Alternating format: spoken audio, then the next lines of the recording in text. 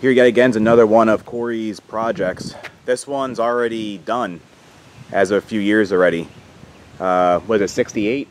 69. Oh, so it's 69 Coronet. Interesting thing is it has a Hellcat short block in it. And then he has 5.7 Eagle heads on it. Yeah, it's like I bought a whole other 5.7 motor just for all the oil pan, intake, cylinder heads, just to have all the parts. So it's a whole one. It's like a short block, 6.2 Hellcat, and then it's a 5.7 Eagle. Everything else. Then it has a turbo instead of a blower. What turbo is that? It's a 76, I think. It's a BorgWarner 76 billet compressor, and then I think it's a 92 turbine. I think I sent it back and got a 92. I think it's not the 96 though. It's still a T4 turbo. So that was so long ago though. Yeah, how many years ago did you build this? Well, it had an LS motor eventually, initially in it. It was an LS, like I had a 4.8. Then I had a L33 in here, and then I just decided I kind of wanted to do a modern Hemi just because it's a Dodge.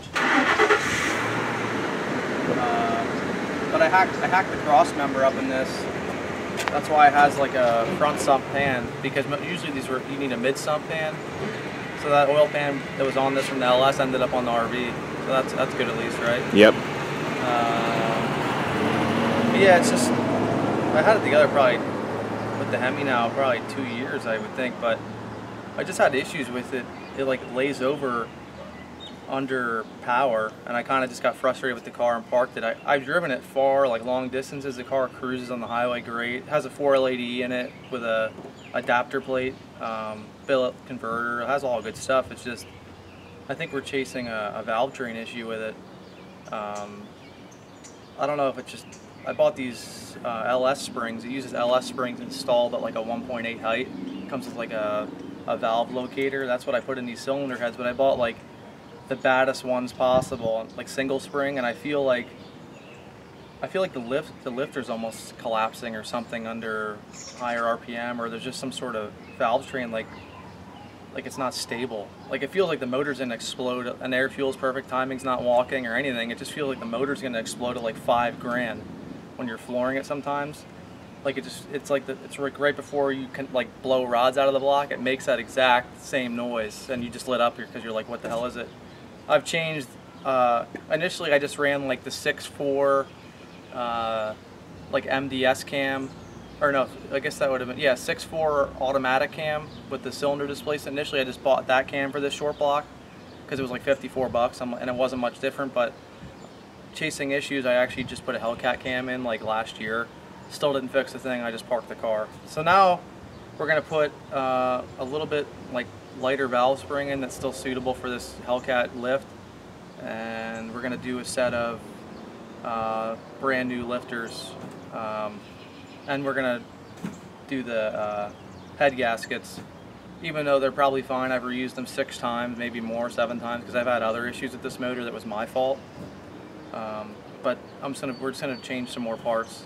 So we're gonna parts cannon it, and hopefully it's not messed up. But then if it is fixed and we're not laying over anymore, we're gonna spend some more time on it and try and get this car ready for drag week. We're gonna probably go to E85, bigger injectors, probably put a second fuel pump. It has an EFI tank in it, but we'll probably do the bigger fuel pump, like a second fuel pump that we have staged to turn on.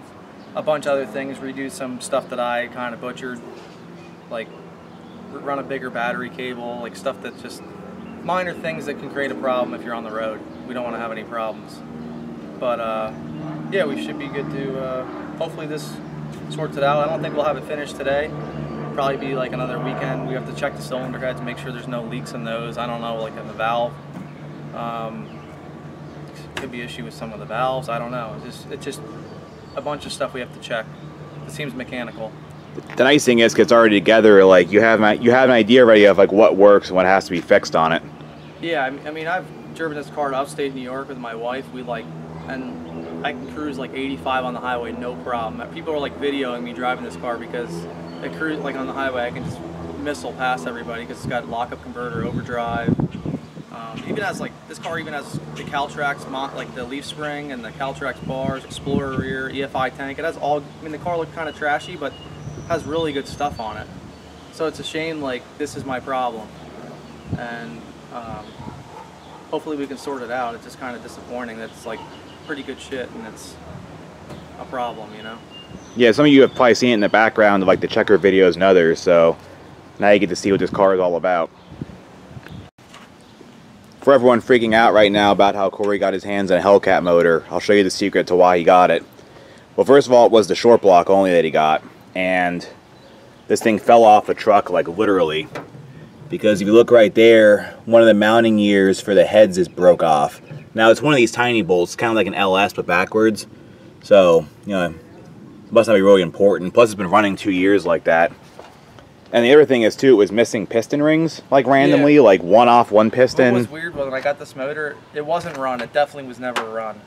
But it came from like a surplus company on eBay, and I think a new short block from like Mopar short block was like close to 4,000, and I think I got it for 2,800 shipped. And I knew it was new, but there was no warranty on it or anything. But I put it in the car and it was missing. I didn't even take notice the oil squirters weren't on it, which that I don't know if it even comes on the short block, so like that was my own fault. So it was like low on oil pressure, and it was puffing out of the breather like crazy, because I just assumed it was all okay. But good thing I guess I did check the rod bolts were like all loose, like just touching, like it was weird. But it's almost like this motor might have came to a dealership. I think they're shipped upside down. That piece had broken off, and then someone at the dealership's like, well, it's going to go back to whoever, so they just took some parts off it because it was missing piston rings, all of them on one cylinder. That's why it was puffing out the breather like crazy. And then I put it back in the car, had another issue with it, and then it was missing the top ring on one of the cylinders. So like someone had messed with this motor, but it was still brand new. It was really weird. You can see the adapter plate back here too. That's from ATI. And I came with the ATI flex plate, so I had to re-drill the flex plate holes because they did advertise it's only for a certain diameter converter, because a Hemi runs a smaller flex plate, I guess, compared to an LS. So if you're running a stock converter, the bolts are gonna just exceed the ring gear. So I re-drilled it and barely got that to work. That's kind of hacked too, but that's not my issue, like, you know. But we do everything right here, right, Justin? Yep. Yeah.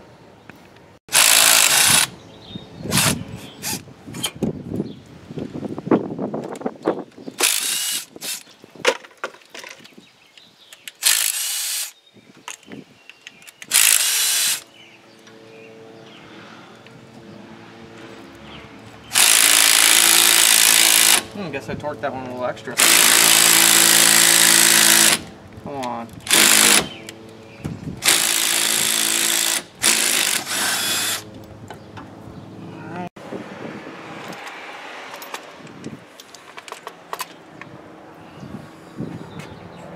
I actually bought push rods for this motor. Never would buy push rods for anything. I think it's a joke, but actually 2 were bent. There's all that fancy Hemi bullshit. Yeah, that's a crock of shit in there. That's a huge waste of time. Hemis look cool on the outside, but I don't really, that's not really my thing in there. I don't like that shit. Maybe I can get a swivel on this one.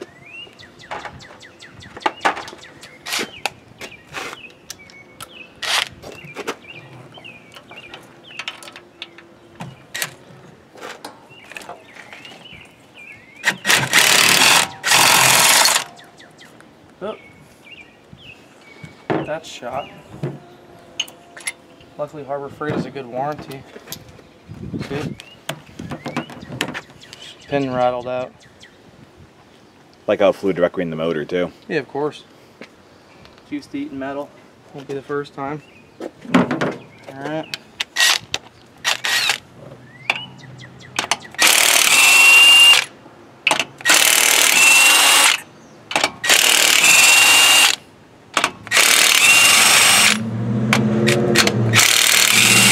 Guess you should have took the 10s out of the top.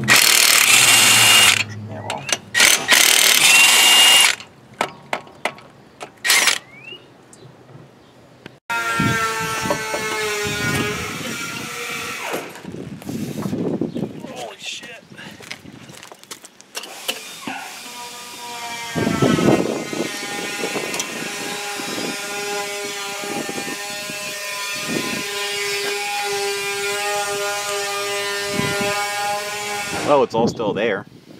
This looks funny here, though. I guess we'll just check on that. Yeah.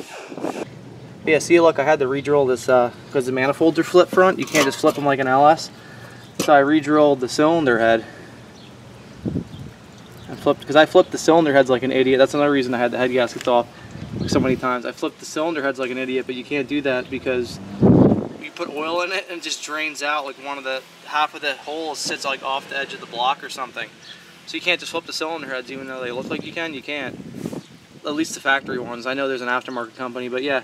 So I had to re-drill. I had to drill new header bolts, like and I marked the drill bit with a piece of tape. But yeah, like what a joke. Like this whole setup like took me a lot of trial and error. Just want to pump this coolant out of here, right? Yep.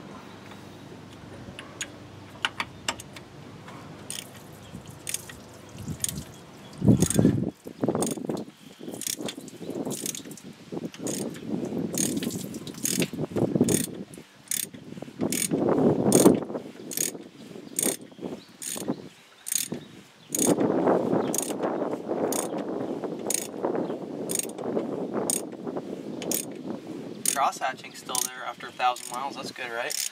Yeah, it's really clean inside yet. You can see the skirt, I think, hits some of these bores. That's pretty common, though. Like on some of these, like forged pistons, I guess. Doesn't the skirt sometimes slap around? Yeah, whatever the tolerance is on it. What we should do is, like, what, put a plate across here and mark true TDC so we can actually verify the balancer again. Yeah. I have the wire here. See that? I should really mark the balancer again. But whatever. Yeah, we can make something up. Cut both the heads off. Just left the manifolds on because why not?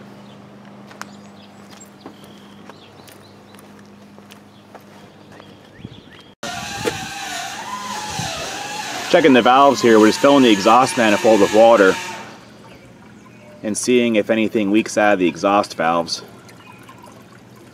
Kind of another theory we have here. Oh, found a pinhole in your weld. Oh, cool. Nice job.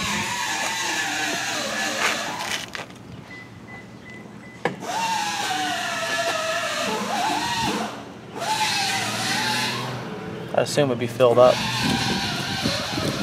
Yeah, it is. This one looks good. Yeah. Alright.